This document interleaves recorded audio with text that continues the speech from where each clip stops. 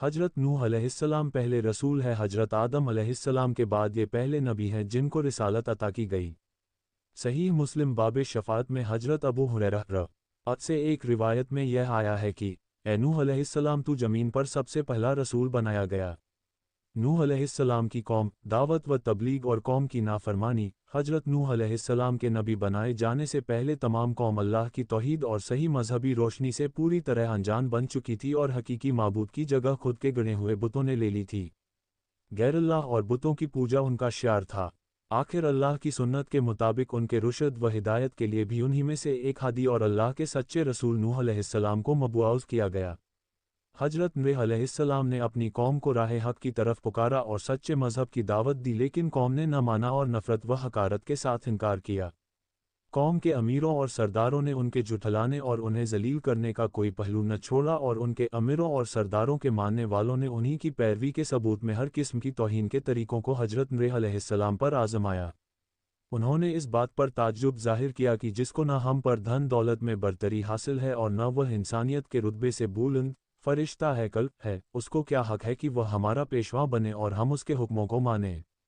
वे कौम के गरीब और कमज़ोर लोगों को जब हजरत नूह अलैहिस्सलाम के पीछे चलने वाले और पैरवी करने वाले देखते तो घमंड भरे अंदाज में जलील समझ कर कहते, हम इनकी तरह हैं कि तेरे फरमान पर चलने लगें और तुझको अपना सरदार मान लें कि जिसकी पैरवी की जाए।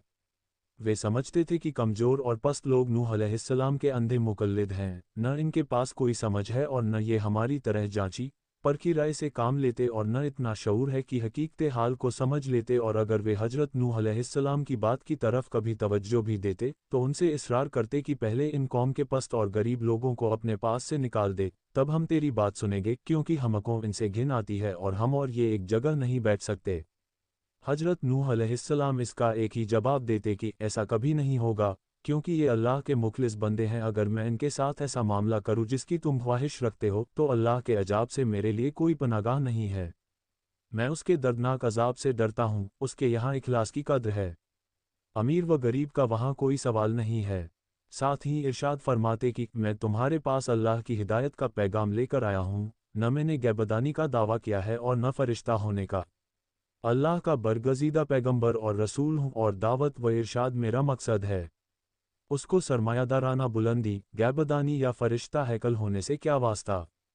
कौम के ये कमज़ोर और गरीब लोग जो अल्लाह पर सच्चे दिल से ईमान लाए हैं, तुम्हारी निगाह में इसलिए हकीर व जलील हैं कि वे तुम्हारी तरह धन दौलत वाले नहीं हैं और इसीलिए तुम्हारे ख्याल में ये न खैर हासिल कर सकते हैं और न सआदत, क्योंकि ये दोनों चीज़ें दौलत व हशमत के साथ हैं, न कि गरीबी और इखलास के साथ। सो वाज़ेह रहे कि अल्लाह की सआदत व खैर का कानून जाहिरी दौलत व हशमत के ताबे नहीं है और न उसके यहाँ सआदत और हिदायत का हासिल करना और पाना सरमाए की रौनक के असर में है, बल्कि इसके खिलाफ नफ्स का इत्मीनान, अल्लाह की रज़ा, कल्ब का गिना और नियत व अमल के इखलास पर मौकूफ़ है। हजरत नूह अलैहिस्सलाम ने यह भी बार बार तंबीह की कि मुझे अपनी दावत पहुँचाने में और हिदायत के रास्ते पर लगाने में न तुम्हारे माल की ख्वाहिश है, न जाह व मनसब की, मैं उजरत का तलबगार भी नहीं हूँ। इस खिलाफत का हकीकी अज्र व सवाब अल्लाह ताला के हाथ में है और वही बेहतरीन कद्र करने वाला है। बहरहाल हजरत नूह अलैहिस्सलाम ने इंतहाई कोशिश की कि बदबख्त कौम समझ जाए और अल्लाह की रहमतों की पनाह में आ जाए, मगर कौम ने माना और जितना इस ओर से हक़ की तबलीग में जद्दोजहद हुई, उसी कदर कौम की ओर से बुग़्ज़ और दुश्मनी में सरगर्मी जाहिर की गई और तकलीफ़ पहुँचाने और चोट देने के तमाम तरीक़ों का इस्तेमाल किया गया। और उनके बड़ों ने आम लोगों से साफ साफ कह दिया कि तुम किसी तरह वुद, सुवा, यगूस और नस्र जैसे बुतों की पूजा को न छोड़ो, और आखिर में तंग आकर कहने लगे, ए नूह, तूने हमसे झगड़ा किया और बहुत झगड़ा किया, अब उसको ख़त्म कर और जो तूने हमसे अल्लाह के अजाब का वायदा किया है वह ले आ। हजरत नूह अलैहिस्सलाम ने यह सुनकर जवाब दिया। नूह ने कहा, ज़रूर, अगर अल्लाह चाहेगा तो उस अजाब को भी ले आएगा और तुम उसको थका देने वाले नहीं हो। इस तरह जब कौम की हिदायत से पहले हजरत नूह अलैहिस्सलाम बिल्कुल मायूस हो गए और उसकी बातिल परस्ती, जिद और हद धर्मी उन पर वाज़ेह हो गई और कुरान के मुताबिक 950 साल तक बराबर की जा रही दावत व तबलीग का उन पर कोई असर नहीं देखा गया तो बहुत ज़्यादा मलूल और परेशान खातिर हुए। तब अल्लाह ताला ने उनको तसल्ली के लिए फरमाया, ए परवरदिगार, तू काफिरों में से किसी को भी ज़मीन में बाकी न छोड़। अगर तू उनको यूं ही छोड़ दिया तो ये तेरे बंदों को भी गुमराह करेंगे और उनकी नस्ल भी उन्हीं की तरह नाफरमान पैदा होगी। अल्लाह ने हजरत नूह अलैहिस्सलाम की दुआ कबूल फरमाई और बदले के कानून और आमाल के मुताबिक सरकशों की हलाकत का ऐलान कर दिया। पहले हजरत नूह अलैहिस्सलाम को हिदायत फरमाई कि वह एक नाव तैयार करें, ताकि ज़ाहिरी असबाब के एतबार से वह और पक्के मोमिन उस अजब से बचे रहें, जो अल्लाह के नाफरमानों पर नाजिल होने वाला है। हजरत नूह अलैहिस्सलाम ने जब नाव बनानी शुरू की, तो कुफ्फार ने हंसी उड़ाना और मजाक बनाना शुरू कर दिया, और जब कभी उधर से उनका गुजर होता तो कचते की खूब। जब हम डूबने लगे तो तुम और तुम्हारे पीछे चलने वाले इस नाव में महफूज रहकर नजात पा जाएंगे। कैसा मूर्खता वाला ख्याल है। हजरत नूह अलैहिस्सलाम भी उनको अंजाम कार से गफलत और अल्लाह की नाफरमानी पर जुर्रत देखकर उन्हीं के ढंग से जवाब देते और अपने काम में लगे रहते, क्योंकि अल्लाह ताला ने पहले ही उनकी हकीकत हाल को बता दिया था। ए नूह, तू हमारी हिफाजत में हमारी वही के मुताबिक नाव तैयार किए जा, और अब मुझसे उनसे मुताल्लिक कुछ सवाल न हो। ये बेशक डूबने वाले हैं। आखिर नूह की नाव बनकर तैयार हो गई। अब अल्लाह के वायदे अजाब का वक्त करीब आया, और हजरत नूह अलैहिस्सलाम ने उनकी पहली निशानी को देखा, जिसका जिक्र उनसे किया गया था, यानी धरती के नीचे से पानी का चश्मा उबलना शुरू हुआ। तब अल्लाह की वही ने उनको हुक्म सुनाया कि नाव में अपने खानदान वालों को बैठने का हुक्म दो, और तमाम जानदारों में से हर एक का एक जोड़ा नाव में पनाह लें, और छोटी जमाजत लगभग 40 लोग भी, जो तुम पर ईमान ला चुकी है, नाव में सवार हो जाए। जब अल्लाह की वत्य की तमिल की गई तो अब आसमान को हुक्म हुआ कि पानी बरसना शुरू हो, और धरती के सोतों को हुक्म दिया गया कि वे पूरी तरह उबल पड़ें। अल्लाह के हुक्म से जब ये सब कुछ होता रहा तो नाव भी उसकी हिफाजत में पानी पर एक मुद्दत तक तैरती रही, यहाँ तक कि तमाम इनकार करने वाले और दुश्मन डूब गए और अल्लाह ताला के कानून, जज़ा व अमाल के मुताबिक अपने किए को पहुँच गए।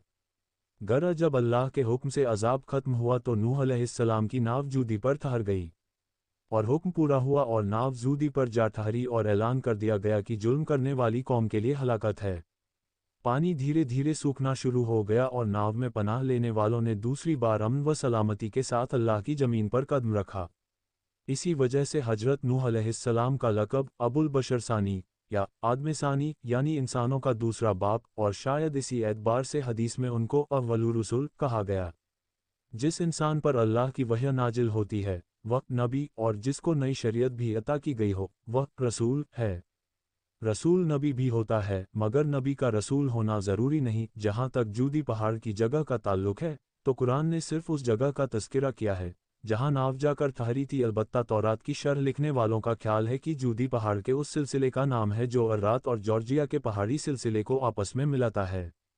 तारीख के माहिरों ने हजरत नूह अलैहिस्सलाम के इस बेटे का नाम कनान बताया है, ये तौरात की रिवायत के मुताबिक है। कुरान उसका नाम बताने से खामोश है, जो नफ्से वाक़िया के लिए गैर ज़रूरी था। अलबत्ता हजरत नूह अलैहिस्सलाम का उस बेटे से खिताब और उसके जवाब का जिक्र किया गया है।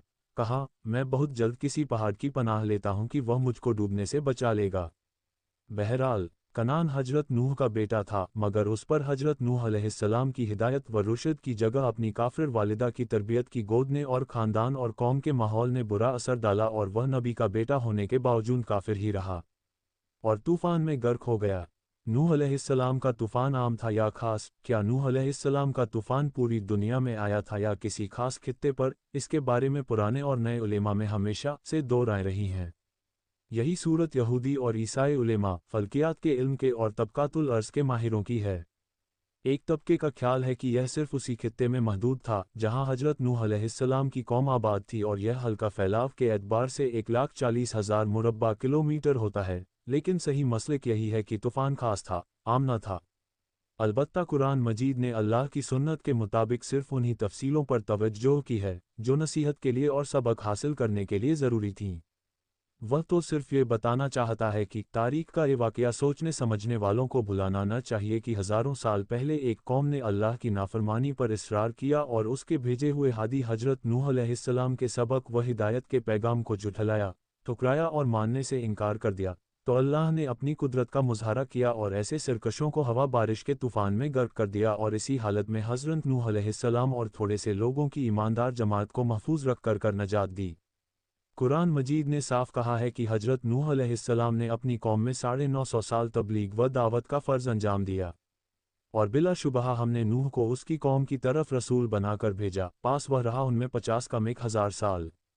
यह उम्र मौजूदा तबई उम्र के एतबार से अक्ल से परे मालूम होती है, لیکن محال اور ناممکن نہیں ہے، اس لیے کہ کائنات کے شروع کے دنوں میں غموں، فکروں اور مرضوں کی یہ بہتات نہیں تھی۔ ساتھ ہی پرانی تاریخ بھی مانتی ہے کہ کچھ ہزار سال پہلے کی طبعی عمر کا تناسب موجودہ تناسب سے بہت زیادہ تھا۔